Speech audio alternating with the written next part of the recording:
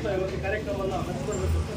ಮತ್ತೆ ಅದೇ ರೀತಿ ಇಲ್ಲಿ ಬಂದಿದ್ದಾರೆ. ಮತ್ತೆ MB ಕೇಸು, ಆಶಾ ಕಾರ್ಯಕರ್ತರು, ಅಂಗನವಾಡಿ ಕಾರ್ಯಕರ್ತರು, ಮತ್ತೆ ಗ್ರಾಮೀಣ ಬ್ಯಾಂಕ್ನ ಇದು ಸಿಬ್ಬಂದಿ ವರ್ಗಕ್ಕೂ ನಿಮ್ಮೆಲ್ಲರ ಪರವಾಗಿ ಸ್ವಾಗತವನ್ನು ಬಯಸುತ್ತೇವೆ. ಅದೇ ರೀತಿ ಜನಸಾಮಾನ್ಯರು ಸಹ ವಿದ್ಯಾವಂತನಾದ್ರೆ ಆ ಇಡೀ ಕುಟುಂಬ ವಿದ್ಯಾವಂತರಾಗೋದಕ್ಕೆ ಅವಕಾಶ ಇರ್ತದೆ.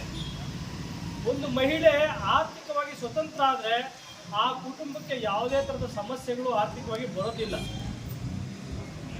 ಈ ವಿಷಯನ ಮನಗಂಡು ಸರ್ಕಾರ ಮಹಿಳೆಯರಿಗೆ ಹೆಚ್ಚಾಗಿ ಆರ್ಥಿಕವಾಗಿ ಸ್ವತಂತ್ರವನ್ನು ಕೊಡಬೇಕಂತೇಳಿ ಹಲವಾರು ಯೋಜನೆಗಳನ್ನು ಕೊಟ್ಟು ನಿಮ್ಮಲ್ಲಿ ಹಣದ ವ್ಯವಹಾರನ ಮಾಡಬೇಕು, ಆರ್ಥಿಕ ಚಟುವಟಿಕೆಗಳನ್ನು ಮಾಡಬೇಕು, ಹಣಕಾಸಿನ ವಹಿವಾಟನ್ನು ಮಾಡಬೇಕು ಅಂತೇಳಿ ನಿಮಗೆ ಸ್ತ್ರೀಶಕ್ತಿ ಸಂಘಗಳ ಮುಖಾಂತರ, ಸಾಲಗಳ ಮುಖಾಂತರ ನಿಮ್ಮನ್ನು ಬಲವರ್ಧನೆ ಮಾಡಲಿಕ್ಕೆ ಕೊಡ್ತಿದ್ದಾರೆ.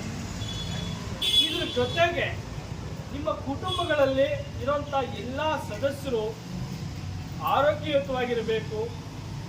ಮತ್ತೆ ಏನು ರಾಷ್ಟ್ರೀಯ ಭದ್ರತಾ ಯೋಜನೆ ಅಡಿಯಲ್ಲಿ ಅವರು ನೋಂದಣಿ ಆಗಿರಬೇಕು. ಏನು ಭದ್ರತಾ ಯೋಜನೆ ಅಂತಂದ್ರೆ ನಮ್ಮ ಕುಟುಂಬ ಭದ್ರವಾಗಿದೆ ಅನ್ನೋದಕ್ಕೆ ಒಂದು ನಂಬಿಕೆ. ನಮ್ಮ ಕುಟುಂಬಕ್ಕೆ ಏನಾದ್ರು ಆರೋಗ್ಯಕ್ಕೆ ಸಮಸ್ಯೆ ಇರ್ತದೆ, ನಮ್ಮ ಕುಟುಂಬದಲ್ಲಿ ಯಾರಿಗಾದ್ರೂ ತಗೊಳ್ಳಿ, ಹೆಲ್ತ್ ಕಾರ್ಡ್ ಮಾಡಿಸ್ಕೊಳ್ಳಿ, ಹಾಸ್ಪಿಟ್ಲಿಗೆ ಹೋಗಿ ಫ್ರೀಯಾಗಿ ಟ್ರೀಟ್ಮೆಂಟ್ ತಗೊಳ್ಳಿ. ನಮ್ಮ ಕುಟುಂಬದಲ್ಲಿ ಯಾರಿಗಾದ್ರೂ ಸಮಸ್ಯೆ ಆಯ್ತಾ, ಆಕಸ್ಮಿಕವಾಗಿ ನ್ಯಾಚುರಲ್ ಅಥವಾ ಅನ್ಯಾಚುರಲ್, ನೈಸರ್ಗಿಕ ಅಥವಾ ಆಕಸ್ಮಿಕವಾಗಿ ಏನಾದ್ರು ಸಾವು ಉಂಟಾಯ್ತಾ, ನಮ್ಮಲ್ಲಿ 20 ರೂಪಾಯಿ ಖರ್ಚು ಮಾಡಿ ಒಂದು ಇನ್ಶೂರೆನ್ಸ್ ಮಾಡಿದ್ರೆ 2 ಲಕ್ಷ ರೂಪಾಯಿವರೆಗೂ ಬೆನಿಫಿಟ್ ಬರ್ತದೆ. ನಾವು ಯಾವ್ಯಾವುದಕ್ಕೂ 100 ರೂಪಾಯಿ 1000 ರೂಪಾಯಿ ಖರ್ಚು ಮಾಡ್ತೀವಲ್ವಾ. 436 ರೂಪಾಯಿ ಪ್ಲಸ್ 20 ರೂಪಾಯಿ ಎರಡು ಸೇರಿ 456 ರೂಪಾಯಿ. 456 ರೂಪಾಯಿ ಕೊಟ್ಟರೆ ನಿಮಗೆ ಆಕ್ಸಿಡೆಂಟಲ್ ಇನ್ಶೂರೆನ್ಸ್ ಬರ್ತದೆ, ಮತ್ತೆ ನಿಮ್ಮ ವೈಯಕ್ತಿಕವಾಗಿ ಇನ್ಶೂರೆನ್ಸ್ ಸಹ ಬರ್ತದೆ. ಆಯ್ತಾ, ಇದನ್ನ ಮಾಡ್ಕೊಳ್ಳಿ. 18 ವರ್ಷದಿಂದ 50 ವರ್ಷದವರೆಗೂ ಯಾರು ಬೇಕಾದ್ರೂ ಮಾಡಿಸ್ಕೋಬಹುದು. ಇದನ್ನ ನಿಮಗೆಲ್ಲ ಮಾಹಿತಿ ಕೊಡಕ್ಕೆ ಬಂದಿದ್ದಾರೆ.